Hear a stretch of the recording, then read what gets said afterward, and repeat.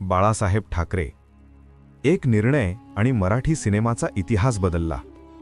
1971 सोंगाड्या तयार होता, पण त्याला एकही थिएटर मिळत नव्हतं. सर्व थिएटरचे दरवाजे ठोठावले गेले आणि प्रत्येक ठिकाणी एकच उत्तर, नकार.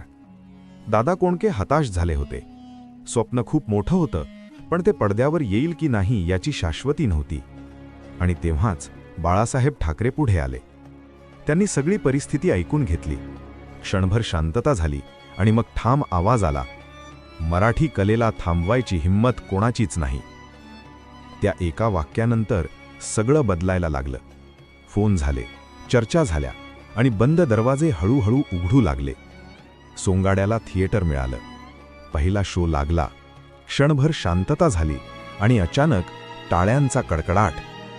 दुसऱ्याच दिवशी थिएटर बाहेर एकच बोर्ड, हाऊसफुल. आणि मग सगळीकडे फक्त सोंगाड्याचीच चर्चा. एक नकारांनी भरलेला प्रवास आणि एका ठाम निर्णयाने झालेला चमत्कार, हे फक्त हिंदू हृदय सम्राट बाळासाहेब ठाकरे यांच्यामुळेच झाला. हा फक्त चित्रपटाचा यश नव्हतं, हा होता मराठी स्वाभिमानाचा विजय. जर व्हिडिओ आवडला असेल तर व्हिडिओला लाईक नक्की करा आणि आमच्या मराठी गोष्टी या चॅनलला नक्की सबस्क्राईब करा. धन्यवाद.